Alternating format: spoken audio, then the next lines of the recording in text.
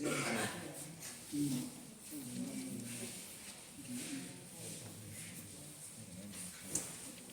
pamberi pedera makuta. Namira pamberi pedera makuta. Utanga chikwani. Utanga chikwani. Ndaimba chabatwa nemoto. Ndaimba chabatwa nemoto. Mwana tumatsiwa. Ngani basi. Alright. I'm sorry, ma'am. Maybe nyauya uterera right. Inini ndakauya kuno kudada. Ndikazvineva maindi mbiri. Inini ndakauya kudada. Ine bekunge ndamangarirwa namaiguru kuti tikumutorera munhu. Iye maiguru akakandipa munhu. Pamumunda umwe ndakange ndakarima 16 years. Ndakagirwawo pamunda munhu kuti ndaibudisa zvakawanda munhu. But ndatongwa panapa. Ndakanzi inini ndiende kunokohwa zvinhu izvozvo. Ndikakohwa zvinhu izvozvo ndodzokera kuno dzodzorera munhu.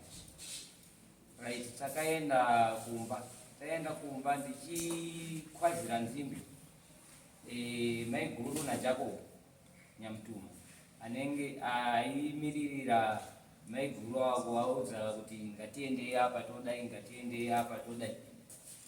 Wakauya futi kunoku watora judgment yavo wakandiendesa kwaMajor Street. Ndikazoona masamuna akuya ndikaendako kwaMajor Street kuya ndikasvika ndikatongwa. Takanzi tipindure mapepa, takapindura. Then ndapindura mapepa aya inini ndakanzi iwewe dare raongorora raona kuti iwewe haufaniri kunge uchisenza pamumunda imomo sezvakangotaurwa kwaMambo Mutare. Inini ndakabva ndapindura kuna Major Street ndikati ichokwadi ndo zvakataurwa kwaMambo, but mumunda umu mune zvinhu zvangu zvirimo zvandakanzi ndibvise namo. Saka neperiod yawakutouya neyandakatongwa ndichizi ndibvise zvinhu hapana kana kuti mwedzi wakutouya kuti inini ndisiye kuti munda iyo. Saka ndakapuwa eviction order. Mukati meeviction order imomo mukanzi handifaniri kuita chimwe chinhu mumunda imomo. Ini handina kupikisana nazvo. Ndakabva ndasiya kudaro. Maiguru wakatanga kutsvaga munhu wekuhodhesa nzimbe dzangu dziya dziri mumunda muya. Ndobva ndawaona maiguru aya ndati ko maiguru uko zvandakanzi inini ndikohwe zvinhu zvangu. Saka mukutaura here kuti munda wenyu zvandakaushanda inini mandipa handiti nhasi zvatoshata zvekutoti imimi ndakakupedzere nguva ndobva ndashanda mumunda muya makutokohwa zvinhu zvese zvirimo ndizvo here. Kanza izvozvo haundibvunzi izvozvo enda ubvunze Jacob. Handiri maona ndakawasiya wakadaro. Ende vanhu vanga vachida kuhodha nzimbe idzodzo wakangonzwa kuti munda uyu une mutauro wanokwanisa kudzihodha. Ndinoona pakazouya umwe munhu akatsvagwa naJacob akahodha nzimbe idzodzo. Ini handina kubvunza, ndakaenda kumapurisa. Mupurisa anga ari paanonzi Mapfumo. Ndikamutaura kuti ndine nzimbe dzandakanzi ndihodhe ndinhingire ndibvise mumunda ndipe mbuya uyu munda wake. Saka mbuya uyu akutodzihodhesa. Saka ndisi kuziva kuti ndinoita sei. Kanza munda wacho ndewako. Ndikati munda ndakapuwa kuti ndishande nambuya uyu. Pari zvinhu izvo wakuti ndakuuda munda wangu asi ndakanzi ndibvise mumunda imo. Kanza nyaya yako iyoyo ina handikwanisi kukubatsira. Kana mbuya wakanzi munda ndewako siya kawanguite zvawakuita. For sure ndakangosiya wachiita zvauri kuita. Wakahodhesa nzimbe mbuya Jacob akauyawo akatora mapineapple yese angari mumunda imomo mbeu yacho yese wachidzura wachidi wakatora zvakawanda ende wakandidzorera mashure. Pandiri panapa handisi kutoziva kuti ndinoraramisa sei mhuri because vana ndandine angari form 3 neangari form 1 anga kutoenda form 2. Angari form 3 wacho akatoroorwa handitori nepamwiri nenyaya kushaya mari. Uyo anga kuenda form 2 anga kuda kuenda form 2 ndatopesana naye paona akutoenda umba anga kutoshungurudzwawo kubasa pane 14 years. Handimona. Saka pamusoro pezvo ndawapa munda wawakati tiukana tikuda munda wedu. Inini ndakazoitawo mapepa angu ecompensation. Ndikadaidza mudhumeni akauya akaona, aona mudhumeni akavhariwa zvinhu izvozvo zvikabudisa 28,000 zvinhu zvanga zviri. Ndo zvinhu zvawakutotanga kudhistribhuya zvese igore rapera pazvakaitika. Right. Zvadaro ndiri pakati pekufambira nyaya iyeye. Ivo wakaenda kune maloyers avo. Wakasvika wakataura nyaya iyoyo. Saka nyaya yanga yapo ndeyekuti inini pandinofamba ndichienda uko. Ivo havakwanisi kutora mapepa ukwati vachindiseva. Vanobva vasiya mapepa iwo kuti iwewe teera. Ndichiteera mapepa aya. Pawakaona kuti ndikuramba ndikupikisa. Kuramba ndichiteera mapepa wakabva waenda kune mupurisa uya. Vati munhu uyu ari kuramba ari kurima mumunda. Mupurisa uya shuwa akauya. Asvika kuuya uko. Ndobva asvika bva watopfurira kuenda kumunda. Inini ndaibvawo kumunda ikoko bhoze ndino umwe munda uriko futiko. Tobva tatoona tikati ndandine mudzimai wangu ari apa. Tikati vanhu vakutoenda kumunda kuti. Apa wanga watombondisungisa kuti ndikurima. Ndobva ndaenda kubva ndati aiwa inini handisi kurima munda imo. Kadzi alright tichidzokera patinokuda iwewe. Tozokutaura. Tiatuma nhumwe ikoko inouya kuona kuti ichokwadi. Saka Jacob nemupurisa uyu wangu vari pamwe chete. Nimaona nekuti mupurisa uyu paakauya haana kukwanisa kutaurira inini kuti taakuenda kumunda kuya. Akangopfurira naJacob. Inini ndobva ndafonerawo mumwe mupurisa akandisevha pandakasunga. Akanditengera chikafu. Ndikamuudza nyaya yangu. Ndiwo ndakazofonera kuti officer ndiri kukumbira kubvunza pamwe ndichikanganisa. Ko kana munhu achiuya kuona munda ini handifanirwi ndiripo uye. Kanzaiwo iwe unofanirwa uripo bhozi kana usipo iwewe. Anogona kuti ndasvika pakarimwa ipo pasina kurimwa kana kuti iwe waenda korima usiri iwe warima. Ndikati manje inini mumunda umu takapuwa episode kuti handifanirwi kupinda. Kanzi kana wakapuwa episode iwewe chitsvaga mukadzi wako kana kuti someone anoenda ikoko. Achinzwawo zvirikutaurwa shuwa ndakaenda nemudzimai wangu uye nemushandi wangu. Tasvika kuye inini ndakamira hangu mumwe munda. Ndobva wasvika wanga uri mumunda wenanasi. Kanzi ambuya mauya kodii. Ndimaona mudzimai wangu bati ndauya kuti ndoonewo zvamuri kuita bhozi kunewo munda wangu saka munhu anogona kungoti neuko ndekwako. Ndimakazi kana takukudai tichadi chakudaidza. Ndobva adzoserwa kugara pane chimwe chishedi sokaidzokera inogara. Ava ndobva wadini bva wangofamba mumunda muya wakapamhidzana zvakupamhidzana. Inini ndakangomira kumusoro kwedu. Auya mupurisa akazi ambuya ndicherera mufarinya. Uye bva atomucherera mufarinya. Akazi saka zvese zviri muno zvese ndezvenye ndimakarima. Uye bva ati ndisi takarima. Akazi alright. Hana zvakataura zvakawanda. Saka inini ndakazoramba ndichienda kuti kwedu. Svika ndanzi iwewe taongorora taona kuti iwewe uri kurima. Pano pandava ndisi kurima. Vandanzi 1 month pajeti kana kuti 100 US. Ndibva ndangotsvaga 100 US yandanga ndakabhajeta kuti ndiende kucompensation iya. Vandaitora vandawapa. Ndatonyara. Compensation iya ndinokwanisa kuzoramba ndichisumudzira. Sinzi nekamwana kari grade 7 kariko. Ndoka ndakatanga kubhadhara mabills nekamari kandanga ndasara nayo. Right. Ndatombofunga kuti inini gansiye kakadaro. Nekuti simba mukana. Handisi kuziva zvekundirongera vanhu vavo nekuti pfungwa dzavo dzekutora zvinhu zvese izvi havasi kuda kutondiona muupenyu hwangu. Vari kutofunga kana kundiuraya vanhu. Ndangosiya zvakadaro. Asi chishamiso chakuitika manje munda uyu ndaudzorera ndasiya. Wakutoadvhanza nekwangu kwandakapiwa nababa vangu nekwangu kwandakapiwa namai vangu vari apa. Vari kutoramba vachienda. Uyu mukomana ari panapa. Ndakatosvika vachitema. First akatanga kusangana nemukadzi uyu wari mumunda mangu. Mukadzi wangu vaenda bhadi vataura navo. Vakomana zvamuri kuita izvi uku hakusichiri kwangu iyoyo ndekwangu. Vakabva vafonera Jacob. Vafonera Jacob kwai Jacob akati vazi tikuuya ikoko kuna mbuya hawana kuuya. Uyu bvatobva kumunda kwanga chichera hake mufarinya mawakuchidhistoria futi izvozvo. Ndo manga chichera mufarinya mukadzi wangu. Right. Jacob haana kuuya. Wasara bwatanga kutotema mabhanana emo kutema madzinde emabhanana aya nepakati. Vachichera mamwe makomba. vachiisa mabhanana manyowani. Mbeu yacho vaingotora mabhanana angu iya vachiisa mugomba. Vandasvika vandazviona vandanzwa mwoyo kurwadza, vandambosiyana nazvo ndikati izvi zviri kuda inini vigedzai nimboona kuti vada kuita sei. Pari zvino izvi wabva kumunda uya manga muine magwere kumwe kwacho nenzimbe, wakatema nzimbe dzese kuenda ground kwangu kwacho ikoko wasiya kamugapuseni kadiki zvekuti marimwe zuro aya wakapedzisa kutema tunzimbe dzawanga wakambotema kare dzanga dzatungira dziya wakatopedzisa marimwe zuro within ndau yako ripota kunouswa 17 iwo marimwe zuro wanga watorimo futi nekuya kumwe kumusoro uko kune mfarinya kwaichera mudzimai wangu wakabva wapedzisa kuti kubva pawanga wasiyira wakabva wafamba futi kuenda mberi.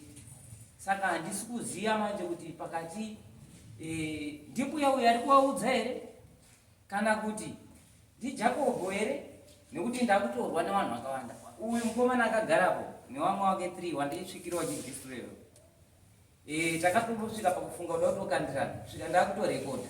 Saka vhidhiyo randainge ndichirekodha pane pandakadzvanya riri kumhanya rinobudisa mavhoisi ndingadai ndakupai muchinyatsa kuzwa zvawaitaura vakomana kuti uyu Jakobho ndisabhuku. Iwe kana usikateereri sabhuku ba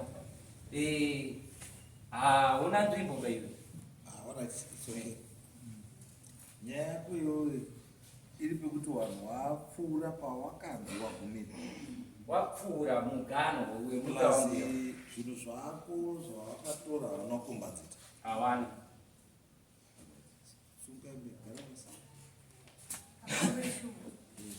Mama. Amzoroi mama. Inini ndakasangana uyu mwana wasisi wangu. Ngomana wangu. Nino nditedza chikoro. Uyu mwana wasisi wangu.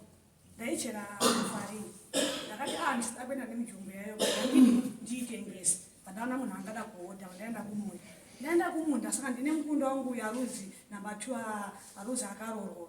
Vati mama ndanenza. Ndakawa wanenza chidzika wadini wobore nzimba. Vadzika kubora nzimba.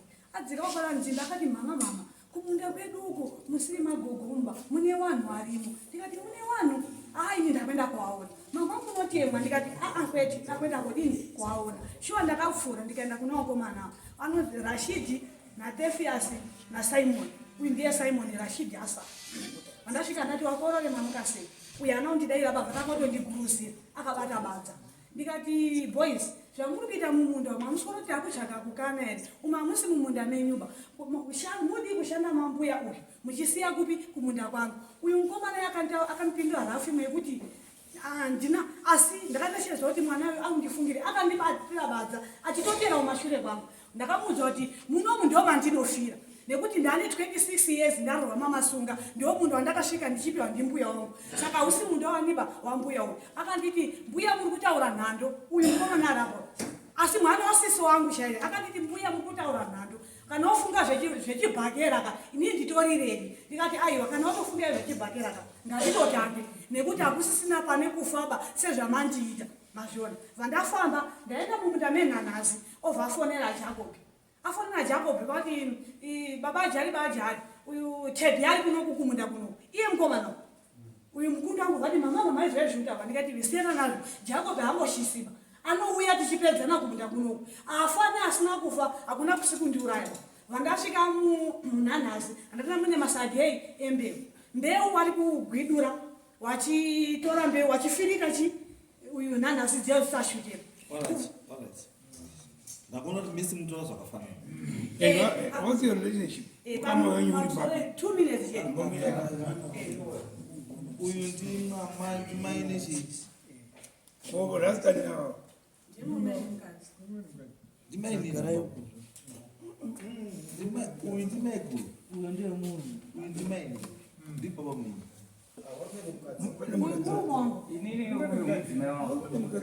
Mukoro wangu ndeuyu.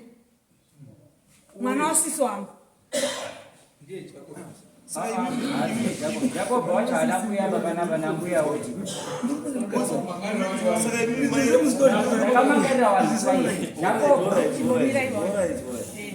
Imi manje murume nemukadzi mutonga wamutu wakasiyana kutotanga imwe nyaya itori different Murutauri mai mudai vatara kuti ndikosunga usapota baba mbichana ikunotanga mutotanga futi imwe version. Mambo, zvinenge zviri kurwadza nekuti ndapera. aiwa zvakoti mwana wacho mukasha mwana ndiyo rudo rutema nzimbero iwa Nemabhana. vanobva kuwadhi 1 kuya kuwadhi 28 maybe the 5 kilometers kana 6 kubva kwavanogara kuya kuita vairandi iyoyo haisi kuti ndeyangu chete ba ndozvavatogara vari mauto ajacob ndiwana bhatista wake iwawo kuti panenge paita noiri Kurisha pasi. ko jacob wacho uri Atuma yeye.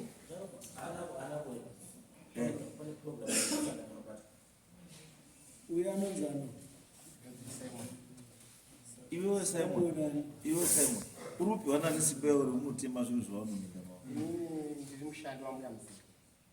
Mbuya muzeke ndiwo wakatitora ini ndakapiwa magwere mbuya muzeke wautoya ndibatsira kugadzira munda mangu tiri 3 isu tiushandira mbuya muzeke zvekuti tinoziva migano yawo kana kuti wakaitira sene ukaisana kumangokutasa ko nzimbe takabva mumwe mutati isusu oraiti minda ndenyu asi chiitai kuti vanhu ava wakohwe zvinhu zvavo nzimbe dzavo zvinhu zvavo wobva wabuda munda sei maakutengesa nzimbe dziri dzenyu handisada kutikisa nzimbe dzavo pulazina nditozivi kuti mushandi aiwa shaushandi hunhu kuti uite mushandi unongori munhu saka ukafunga kuti mushandi asi munhu anofunga iwa ukazoenda kuteme munhu sauta ndikakutoti wamusandi wangu ndikatotitema munhu unotoenda kutema ndizve ukazori mushandi hazvire kuti haufungi andi ukazori mushandi hazvire kuti haufungi saka pamwe pacho kaitiswa zvimwe kaunobvunza kuti izvo munhu ndiite zvinoita here ukanzouraya munhu nouraya because taisaoneka koti ino yakataura kuti munda ndevani ndewambuyawo handiti imi michendai mobvise chii nzimbe dzenyu nechii zvese zvirimo handiti musasarime futi avo wakakomplaya asi imimi wacho mahwina ndimi hakutonotora nzimbe dzevanhu nechii kuti wangashani mamakataimira handiland ba chamamakataimira imi makatotaimira zvinhu zvirimo zvinivhalira nzimbe nechii zvese zvamakatengesa mbuya muzeke wakatiti mbuya wacho uri ndimuzekei handisuziyani mbuya muzeke wakanditi murikubere chizwa shama iwe uri mushanda hauna chaunoziva uri mutumwa saka kana kuti usika ndikuvhunza kupedza nguva uzwe ndikuvhunza mvunzo kuti mbuya muzeke wakati ndikakuvhunza mvunzo kuti mbuya muzeke wakati Ndiyo muzeke ndiani? saka pandiri kuenda newe saka wambowinge kudariko kana usimuziva wakasunga ko ndio wakatema wakatumwa kotema saka anosungwa asi mbuya muzeke handibati mbuya because mbuya muzeke atikwasote munhu asati hana kutuma saka tinobata akatema nzimbe ndiani ndiwe saka ndiwe unosungwa ndosaka wasungwa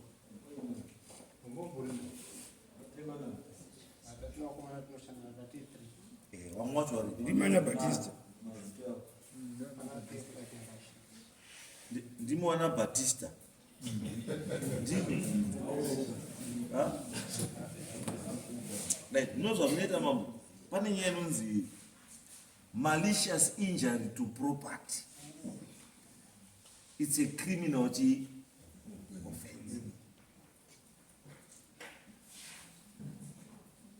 Tite zandi munoenda mukati zvokuti takatumwa izvo mbuya anotota namba watuma akaitirekawo isusu tobata wakatuma no ndakuda kuti iwewe chiuya panapa next week iwewe naBhatista nevamwe wacho muri vatatu nambuya wacho naJacobi wozi kana Jacobi pasina mbuya pasina hatina zvatikuita wozi vanhu vachada kubhadhara vanhu vamari yavo wozi chakutoti isusu kana maagritect yakaevaluate ikaona kuti zvinhu zvazviri mumunda zvazviri worth 28,000 it means kuti kana munda musina chinhu you have to give these people 28,000 ndimakatengesa whether makatengesa less than that or more than that isusu chatikuda ichi 28,000 because makazvidza dare contempt of court 100 dzokai panapa Saturday naJacob Makakwana. nambuya nevamwe wako wana Baptista andi pana tivatapedzera andi nyoresa mazita vamwe wako right andi